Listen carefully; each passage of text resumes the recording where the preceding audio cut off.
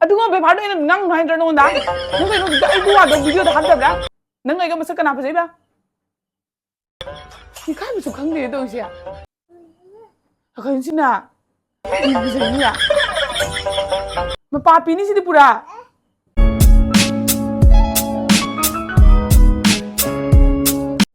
Hello everyone, मैं अपना Mikey channel दा तराव नॉक्चरी अदम याम ngasi video se akhoi saina matam rok ta hai ba ko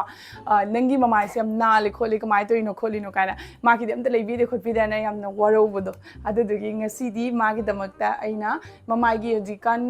mai mamai do kaino to ba khoi pores ka dagi di dark spot yam ma henjel le ba ko auduna ina ma gi damak ta online dagi mamai gi product ma order to wi ba ko adu da khujik ti utkra horen mark la kanda 망고 웃게 누가 아한보다 하드니까 사티나 पैसा तांगेना 아이나 नंगीदमक्ता अदो तारसु तांगसु लेबिरबनी आदना अदो my reaction जिंगसिबको माति तांगो पोलेबस खर सावबने आदना येंगमिनरसि कमाय कमाय तवतो PD पीदोइनिबको अदो पीबदा आहामदा photo हाने कमाय तवतो जिंगमिनरसि कमाय रिएक्शन द हावरसि अदो अगी ममाइसे मैम नंदे कमेंट तबिरमो अहानबदा इंगोंदा सिजनरगा मैम सु उलके बको नेचर गी प्रोडक्ट्स सिंग से ममन यामना तांगबो ओइदबनी मैम पुनमकना लेबा ngamgani bako नेचर शेयर गी पोर मार्क्स प्रीमियम फेशियल ऑयल नि मैम सिदाइना प्रोइसे से नेचुरली मॉइस्चराइज ऑयली खोगी ममाइ से द यावरिबे इंग्रेडिएंट्स नि से खोगी स्किन द यामना हेल्दी ओयनबा दुगि स्किन नानथोनबा अदे ब्लैकेज अदगी पोर्स पुनमक तो फालक पंगमबने ताब्रो चलाउने सकलाउ अना कइनोम जंगन बिगे काय छखरे पोतुना लाओ से फमराओ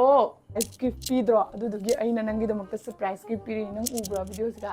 उरेको नसक तो खरन नो कई ये मालदना खर थांगलो हौजिक नंगसे मयाम पुनमंगना दादादो द यंगजेनिंगी वीडियो द मा यावदरी चिचे नंगी वीडियो से नुंगाइते ना हारप कमेंट मैम सिना लोरेबा औदुगी दमक्ता अइना नंगी नुक्सिरबा खुदोल म पुरे लाइ करा ओवर एक्टिंग नो येंगे ने हे कैसे ना मचा थुआ चथुजंदा सी बोय ने लेरी सी बोय पी से पीरो से बोय फीलिंग रे हबा इका बिजे सिकी मो याव दे नत्र नंग एनो इका बिजे सिकी मो याव दे बना ई क्या है पांग अहम दai mamai se nalabe yo ai mamai se nan bro पापी अदुना निने मीना हाइरैदो कमेंदा पापी नंबु म पापी नि सिदि पुरा कहिसु पापी न ओलक प्रखंग दिनि सिबो कहिसिना किब गिजैनिया आयो रे मा इरो सिगि मसक सकता सिगबो अइना मागी दमक करिनो लेनिंग दोसे नंग अइ मसक कना फजगे नंग अइ मसक कना फजैबा 이카이부터 강대에 도시야.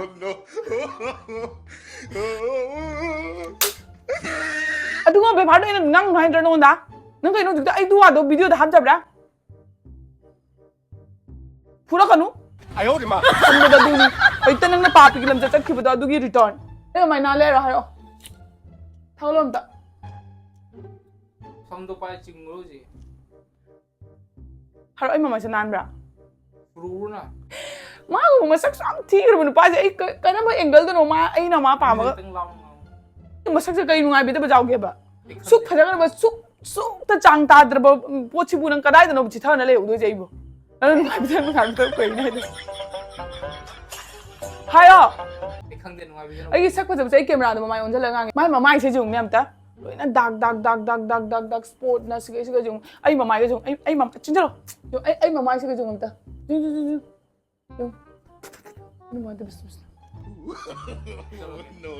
Nang dugong boy adi kita terus. पाना उदा Masak thi di thi, fajar di fajai,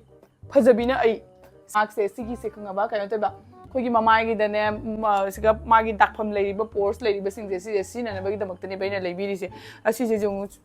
मागी मसक मैम दो सिगी पोचे काना बदी ओइना ने खले कइन वाइदा सिसु मोरिंगा लिप न सेम बनी नेचुरल गी प्रोडक्ट से 100% प्योर ओबा प्रोडक्ट ने अदुना यामना थाजे बको आइडी अदुना सिगी प्रोडक्ट से इना लौरगा सिगी महाजोन सिगा तैबी रके अदुगा मयाम सु जेंग हलके बको सिबु लुपा क्या नो कमरसे क्या नो लिसिंग मखा आइगी सेविंग दुना लेबी रे ngai dam pai đi mà. I'm a rich girl, you know. Papi! Thôi. Sigi facial serum se 100% safe and effective oiraba product ni adu se sinaraga koi mamai da sunscreen serum tongana muk sizinabado mathau taroiba magi sina loina mak manungda yaure aduna wrinkles leiba fine line ade khogi dark circle leiba adige khoi sai gi di khwai gi problem haraga ma gari thona chappa matamda mamai da khoi pollution khogi uful of napsan ki bado adu sing du su mana phajana tapna tawraga lokthok ngame khoi mamai se hydrate thambado adumaina oe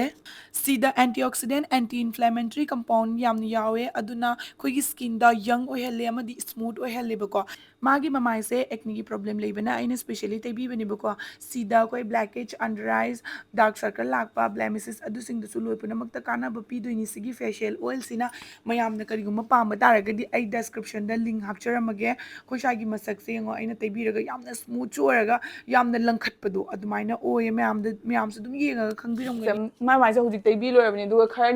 khari tayra kanda phai phate du su mayam da yengalake aduga sigi product se noina pamba taragadi ai description da link hapcharamage aduga chalaga noi dum purchase toba yaane bako aduga mai sium ke am thina soyabda yungni ai metning mana meladi sport leigrene na metri ne bako audna nungai bidana tobini ado ai video sigi loidringai matam da nang amtang de haibiramu ai nungai tana lobina ba from the last part kam ta jawlo ba nang dum jam phata ba nang Nungai te lâu ini. Jadi, saya gala sinjar kami am nasi gidi bye.